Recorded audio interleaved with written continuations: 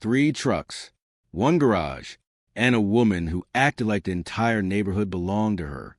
The morning I stepped outside and discovered my detached garage completely blocked off, 3 engines still ticking from recent use, every vehicle locked up as if it had been arranged deliberately.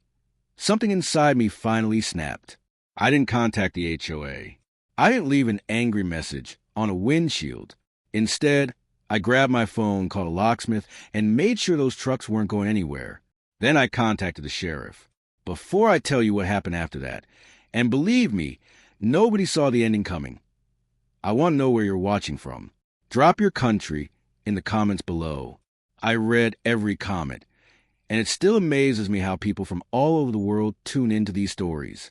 My name is Declan, and for 6 years I lived in Maplewood Estates without experiencing a single major issue. On the surface, it looked like the perfect community.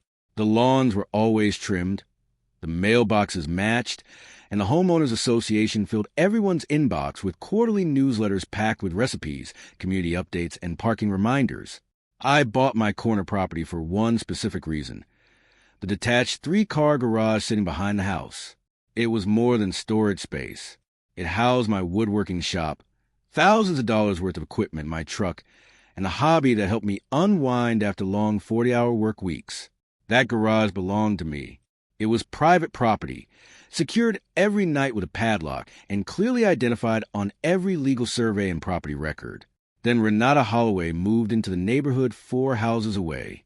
She arrived near the end of September with matching luxury SUVs and the confidence of someone inspecting land she already considered hers.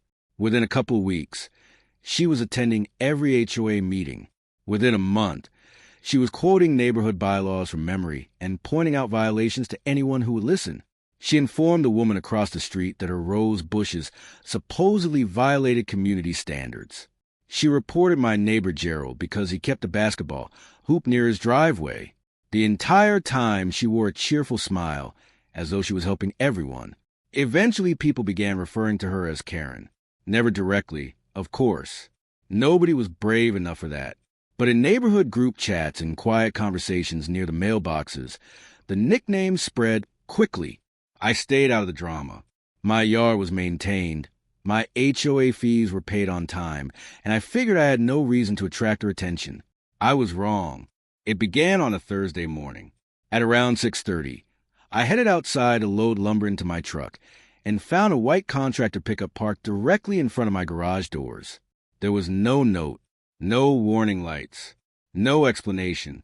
It sat there like it had every right to be. After making a few calls, I tracked down the contractor. Apparently, Renata had hired him to repave her driveway and told him to park wherever was most convenient. I contacted him directly, and to his credit, he apologized immediately and moved the vehicle. I decided not to make an issue out of it. Then Saturday arrived. This time there were 2 trucks, different workers. Same problem. Renata had hired a landscaping company, and somehow my garage had once again become the designated parking area. I walked over and knocked on her front door. When she answered, she wore the same polished smile. "Oh, they just needed somewhere nearby," she said. "Your garage wasn't being used." I calmly explained that the property was private and that nobody had permission to block access to it. She tilted her head slightly, as if my concern amused her. Then she suggested I bring the matter up at the next HOA meeting. After that, she closed the door in my face. That conversation pushed me to do something I should have done earlier. I logged into the neighborhood portal and pulled up the HOA board information, something I'd never paid much attention to before. A few seconds later, I found exactly what I was looking for. The HOA president, elected only 3 months earlier, was Philip Holloway, Renata's husband. I stared at the screen for a long time. Suddenly, everything made sense. This wasn't simple carelessness. This was someone who understood exactly how far she could push because the person responsible for enforcing the rules happened to share her last name. Any complaint I submitted would land on Philip's desk. Any appeal would pass through his hands. Renata wasn't merely inconsiderate. She was taking advantage of a system she believed protected her from consequences. For a while, she was absolutely right, but not for much longer.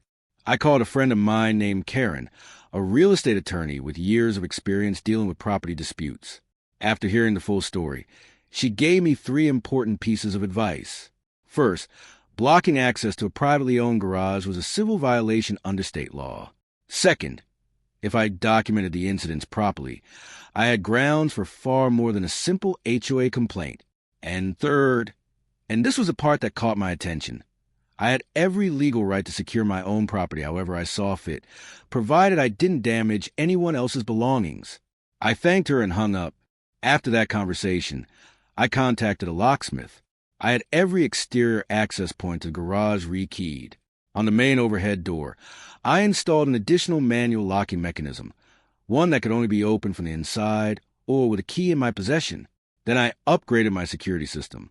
2 new cameras went up, positioned to capture every possible angle of the driveway and garage entrance. I repainted the property boundary markers, took dated photographs of each one, and stored copies of every image. Then I waited. As it turned out, I didn't have to wait very long. The following Friday evening, I pulled into my driveway after work and immediately knew Renata had outdone herself. Instead of 2 vehicles, there were 3. 3 large commercial trucks parked directly in front of my garage, with portions of them extending into the open garage bay itself. Renata had apparently hired an exterior renovation crew for her property, and somewhere along the way she had informed them that my garage was available for staging equipment. 1 truck had actually backed far enough and that part of it sat inside my garage. My workbench had been shifted aside. Several tool carts had been moved from their normal positions. I stood there quietly for a moment. I wasn't angry. Honestly, I was impressed.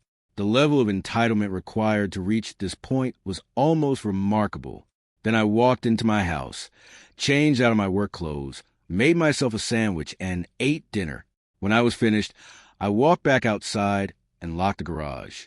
All 3 trucks, whether fully or partially inside, were now secure behind the reinforced doors and newly installed lock system. Next, I documented everything. I took photographs from every direction I could think of, 12 separate angles, license plates, property markers, vehicle positions, the open bay, the tools that had been moved, everything. Once I finished, I called the sheriff's non-emergency number and reported unauthorized commercial vehicles occupying private property. What happened next was something Renata never anticipated. When the responding deputy arrived and ran the registration information on the trucks, 1 vehicle triggered an alert, not for the contractor operating it, for the registered owner. The actual owner associated with the truck had 2 outstanding warrants.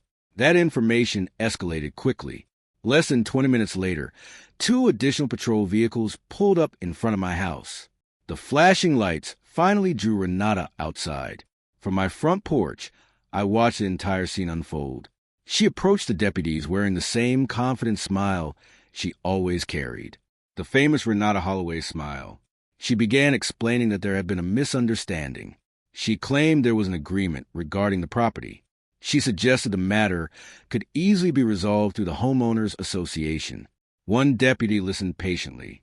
Then he informed her that the vehicles were being impounded while the matter was investigated and that the property owner, me, had already submitted a formal complaint. He wasn't finished. He also explained that repeated, documented incidents involving unauthorized access and obstruction of a private garage could potentially fall under criminal trespassing statutes. For the first time, her expression changed. The smile slipped. A few hours later, all 3 trucks were gone. Every single one was towed away. The renovation crew's foreman was furious. Not with me, with Renata. According to him, she had assured the crew that parking there was completely authorized.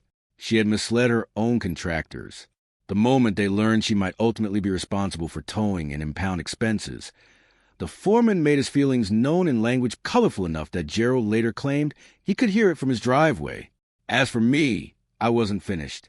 I filed a formal complaint with the county regarding a conflict of interest within the HOA. The complaint detailed how the board president's wife had repeatedly violated community rules, while resident complaints mysteriously vanished without action. The county took notice. An official governance review was opened. The process took time, but results eventually followed.